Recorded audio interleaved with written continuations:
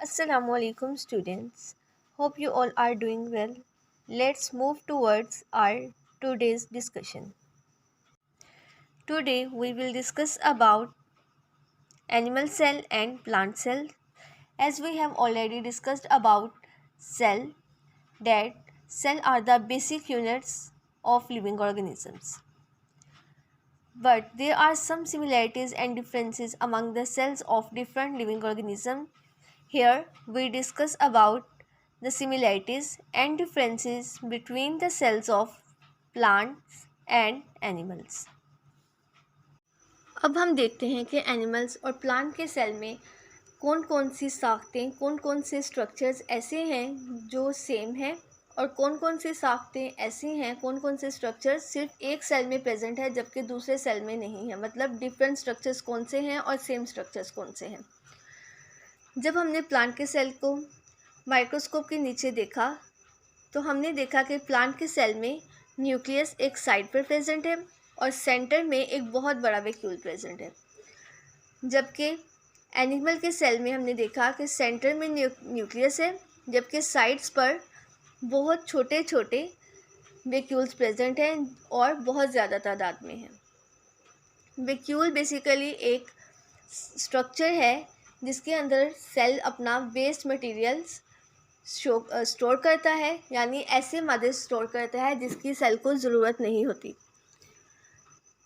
फिर हमने देखा कि प्लांट के सेल में क्लोरोप्लास्ट प्रेजेंट है। जो ग्रीन कलर के स्ट्रक्चर्स आपको नज़र आ रहे हैं वो क्लोरोप्लास्ट है। हम जानते हैं कि जो पौधे हैं वो अपनी फूड को खुद प्रिपेयर करते हैं, यानी अपनी खुराक खुद बनाते हैं। तो क्लोरोप्लास्ट जो है वो प्लांट को हेल्प करता है कि प्लांट सेल अपनी खुराक खुद बना सके, जबकि एनिमल सेल जो है वो अपनी खुराक को खुद नहीं बना सकते। इस वजह से जो क्लोरोप्लास्ट है वो एनिमल के सेल में मौजूद नहीं है, यानी एब्सेंट है। अब हमने देखा कि प्लांट के सेल में साइड पर सबसे बाहर सेल वॉल प्रेजेंट है जिसने प्लांट के सेल को सराउंड किया हुआ है, यानी घेरा हुआ है। और एनिमल के सेल में सेल वॉल एब्सेंट है जबकि सेल मेम्ब्रेन प्रेजेंट है। अब हम देखते हैं कि वो कौन कौन से स्ट्रक्चर्स हैं जिनकी बुनियाद पर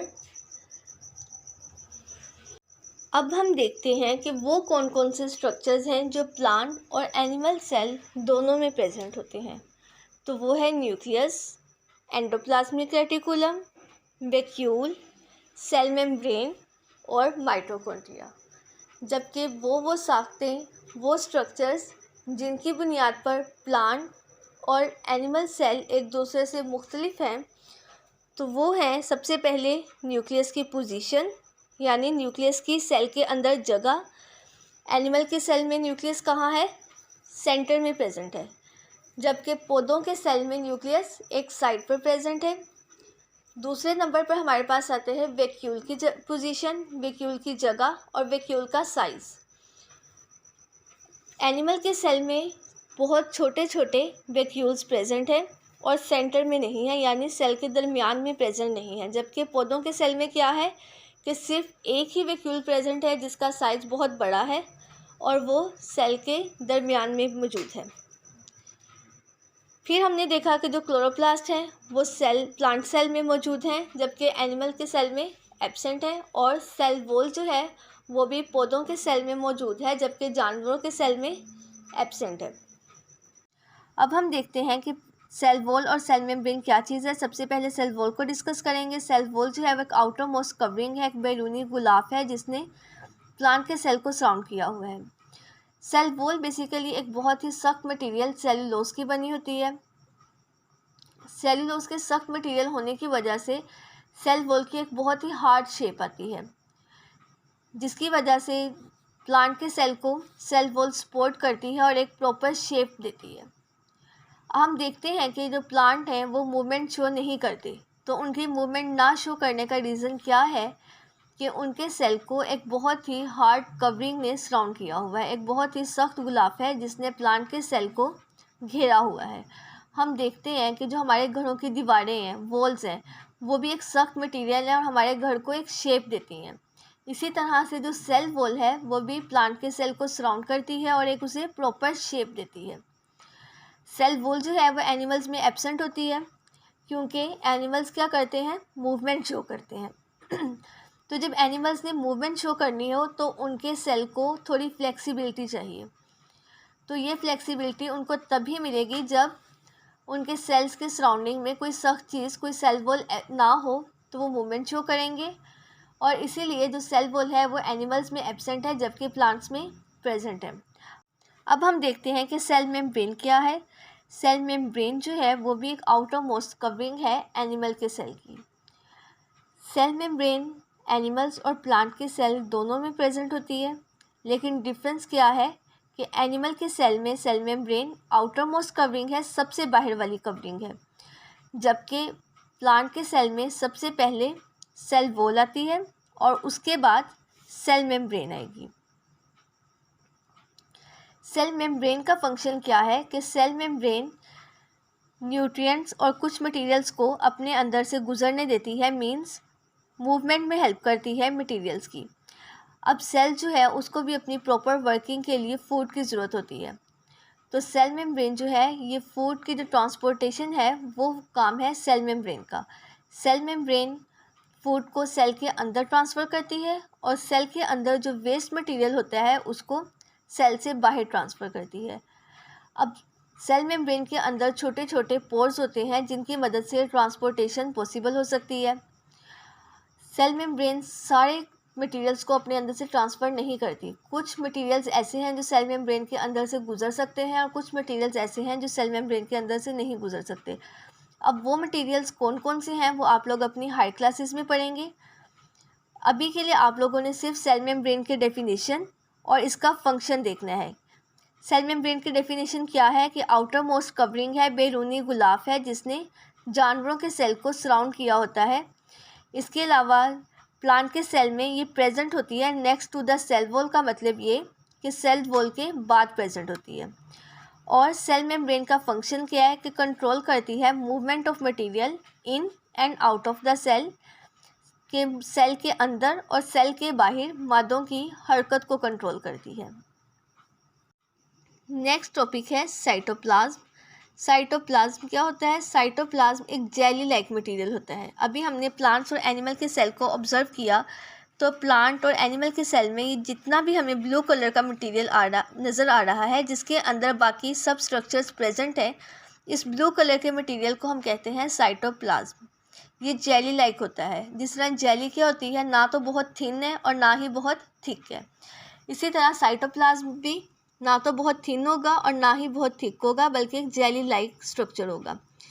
और इसके अंदर वाटर और दूसरे केमिकल्स वगैरह प्रेजेंट होते हैं जिनकी सेल को अपनी फंक्शनिंग के दौरान ज़रूरत होती है। इसके अलावा सेल के अंदर जितनी भी सेल की ऑर्गेनेलीज हैं, सेल के स्ट्रक्चर्स हैं, वो सब भी साइटोप्लाज्म में प्रेजेंट होते हैं। और सेल का जो ज़्यादातर फंक्शंस हैं, जो प्रोटीन की सिंथेसिस और भी जो भी सेल ने फंक्शंस परफॉर्म करने हैं, वो ज़्यादातर साइटोप्लाज्म के अंदर होते हैं। इसलिए साइटोप्लाज्म जो है, आज के लेसन में हमने देखा कि जानवर और पौधों के सेल्स में क्या क्या फ़र्क है। सेल वॉल का फ़र्क है, क्लोरोप्लास्ट का फ़र्क है, न्यूक्लियस की पोजीशन का फ़र्क है और वैक्यूल की पोजीशन का फ़र्क है। इसके अलावा हमने देखा कि कौन कौन सी साख्तें ऐसी हैं जो दोनों सेल्स में प्रेजेंट है। वो है nucleus, endoplasmic reticulum, vacuole, cell membrane and mitochondria. फिर हमने देखा कि सेल वॉल क्या चीज़ है। सेल वॉल जो है वो पौधे के सेल का बैरूनी गुलाफ है, आउटर मोस्ट कवरिंग है, सख्त मादे की बनी हुई है जिसका क्या नाम है? सेलुलोज। सेल को वॉल जो है वो सेल को सहारा देती है और मखसूस शेप देती है, मतलब मखसूस शक्ल देती है, सपोर्ट करती है और एक ख़ास किस्म की शक्ल फ्राहम करती है। जानवरों के सेल में सेल वॉल नहीं होती, एब्सेंट होती है। क्या वजह है इसकी? क्योंकि एनिमल सेल ने मूवमेंट शो करनी होती है, इस वजह से जो सेल वॉल है वो एनिमल सेल में एब्सेंट होगी। इसके बाद हमने देखा कि सेल मेम्ब्रेन क्या है। जानवरों के सेल में सेल का जो बैरूनी गुलाफ है, आउटर मोस्ट कवरिंग है, वो सेल मेम्ब्रेन कहलाती है। क्योंकि एनिमल के सेल में सेल वॉल नहीं होती, तो इस वजह से जिस चीज़ ने सेल को सराउंड किया होगा वो होगी सेल मेम्ब्रेन। पौधों के सेल में जो सेल मेम्ब्रेन है वो सेल वॉल के बाद आती है, मतलब सेल वॉल से नीचे प्रेजेंट होती है। सेल मेम्ब्रेन जो है वो सेल के अंदर और बाहर मादों की हरकत को कंट्रोल करती है, यानी ट्रांसपोर्टेशन ऑफ मटेरियल्स में हेल्प करती है। फिर हमने देखा कि साइटोप्लाज्म क्या है। साइटोप्लाज्म जो है वो एक ब्लू कलर का, नीले रंग का जेली लाइक मादा है और इसमें पानी और दूसरे कीमियाई मादे यानी पानी और दूसरे केमिकल सब्सटेंसेस वगैरह प्रेजेंट होते हैं। इसके अलावा सेल के अंदर जितनी भी ऑर्गेनेलीज हैं, सेल के स्ट्रक्चर्स हैं जिनका अभी हमने जिक्र किया कि न्यूक्लियस है, endoplasmic reticulum, vacuoles, mitochondria, chloroplast, ये जितने भी सेल के अंदर हमें स्ट्रक्चर्स नज़र आ रहे हैं ये इस ब्लू कलर के जेली लाइक जो मटेरियल है साइटोप्लाज्म, इसके अंदर प्रेजेंट होंगे। तो इस तरह से जो साइटोप्लाज्म है उसने क्या किया हुआ है, जगह दी हुई है सेल की ऑर्गेनेलिस को, सेल की साख्तों को सेल के अंदर रहने की। और सेल के अंदर जितने भी अफ़ाल हैं, जो जो फंक्शंस हो रहे हैं वो सब साइटोप्लाज्म के अंदर परफॉर्म होते हैं। क्योंकि हमने देखा कि जितनी भी सेल की साख्तें हैं, सेल के स्ट्रक्चर्स हैं, वो साइटोप्लाज्म के अंदर प्रेजेंट हैं। तो जो जो उन साख्तों का काम होगा वो सब भी किसके अंदर होगा, साइटोप्लाज्म के अंदर। ओके स्टूडेंट्स, आज का आपका लेसन यहाँ तक है। इन दो सब टॉपिक्स को आप लोगों ने अच्छी तरह से कर लेना है। जो भी इसमें डेफिनेशंस हैं, इम्पोर्टेंट पॉइंट्स हैं, डायग्राम्स हैं, हर चीज़ को बहुत अच्छी तरह से कर लेना है। होप सो आपको क्लियर हो गया होगा। Okay, thank you very much. अल्लाह हाफिज़।